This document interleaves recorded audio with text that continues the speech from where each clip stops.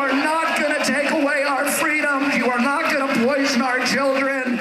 Jr. announcing his defection from the Democratic Party to run for president as an independent. Every American to join in a new peace movement. I'm here to join you in making a new Declaration of Independence for our entire nation. Hier met Robert F. Kennedy Jr., misschien de nieuwe president van de Verenigde Staten en auteur van een waanzinnig boek over de coronabedrog. The Real Anthony Fauci. En Amsterdam Books, onze uitgeverij, had de eer dat te mogen vertalen naar het Nederlands. De gevaarlijkste dokter op aarde. En ik ben hier om het aan Bobby Kennedy aan te bieden. Mr. Kennedy, Bobby, it's a great honor to be here with you and to offer you the Dutch edition of your magnificent work. So, thank you very much, Terry, and I want to thank Thierry Baudet and all the people who were involved in translating this work. The book is about Anthony Fauci. He's the central character who was the architect in our country of the COVID response. And as I show in this book, he's a public health official, unelected for 50 years. But he also has deep ties to the Pentagon and to the military-industrial complex and the intelligence agencies in our country. And I explain, so many people in the United States and Europe, we saw all the Western democracies pivot at the same time and clamp down and respond to a public health epidemic, not with a public health response, but with a militarized and monetized response that so many people were puzzled about. And what I try to do with this book is answer some of those questions about how that happened and how all of the Western nations changed at once and adopted these policies that were contrary to traditional epidemic management policies and instead were involved using COVID as a pretense for clamping down totalitarian controls and then shifting money upward. In the United States, we saw a $4 trillion shift from the American middle class to a new oligarchy of billionaires. We created 500 billionaires in 500 days, a billionaire every day.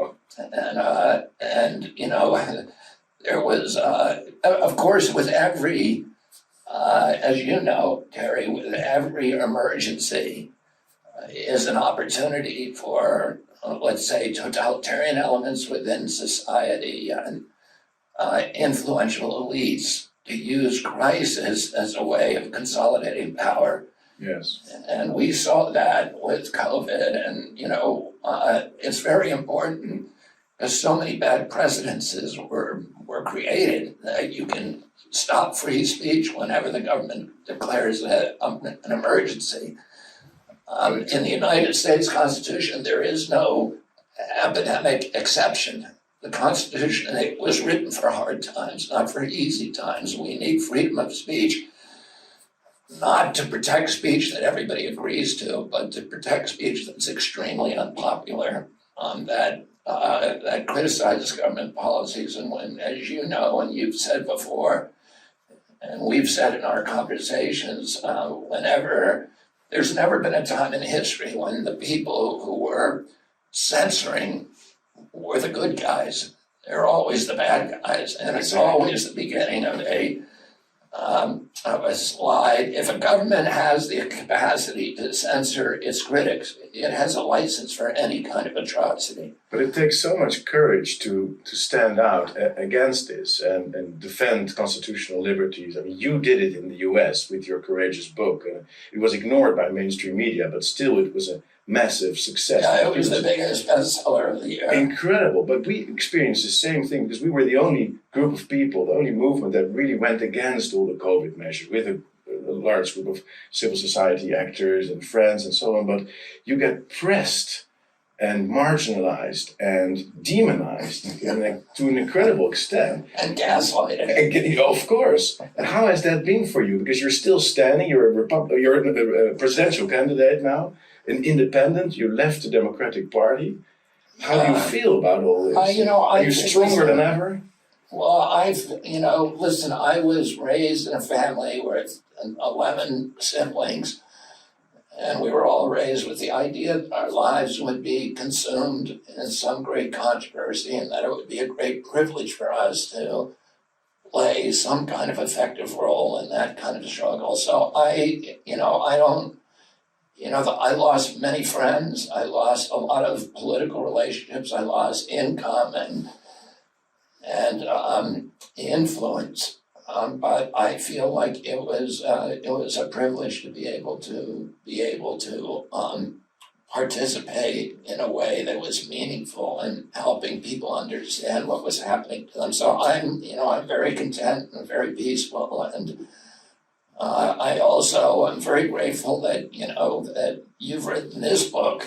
Yeah, The COVID Conspiracy. I brought it. It just came out in the US as well, and you were very kind to write a preface to it. It's indeed very much inspired by your work, and it's also an honor to offer you a copy of it Thank you now. very much. That's the first I've seen it. Thank you very much, Terry. Thank you. Do you have a final message for the Dutch audience?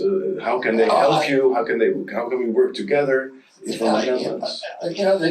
key is that I think that people should keep in mind is that now that we have this precedent that during an emergency, the government has the right now to curtail and restrict our rights. That's something that's very dangerous. And particularly, we're living at a time in history when we have all these technologies, surveillance technology like facial recognition technology. We have hundreds of thousands of satellites. We have GPS on our watches, on our cell phones that are following us all day. We have phones that are listening to our conversations, and Siri, I don't know if that's what they call it. It's also the same. Yeah, so Siri and Siri hears everything. Yeah, Siri. You think Siri's working for you? She isn't. She's working for Bill Gates and the NSA.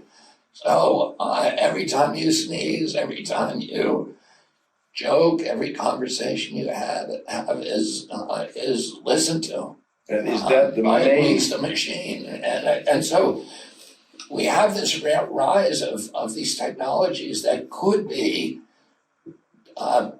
taken and deployed by a totalitarian regime to have total control of a population, and so at this point in history, where they have this kind of turnkey totalitarianism prepared, to pounce on us, we need to be especially diligent about fortifying the constitutional rights that we do have to make sure that, they never get breached again. And that's a fight you are fighting in the US, and the Dutch, and we could be fighting in the Netherlands, and in that way, both fight the same enemy in that sense, the same dangers. Exactly. We need they have multinational organizations.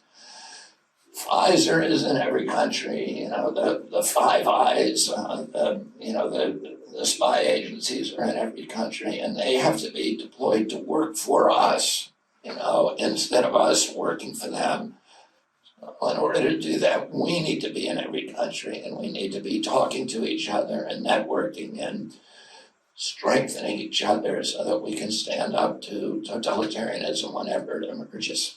Bobby, we wish you all the best in your campaign. It's been a great pleasure and honor to be here with you and to continue to work with you. Hopefully, maybe we can translate your other books as well, and maybe at some point we'll be able to receive you in the Netherlands, hopefully as president. I want you to know that I'm part Dutch.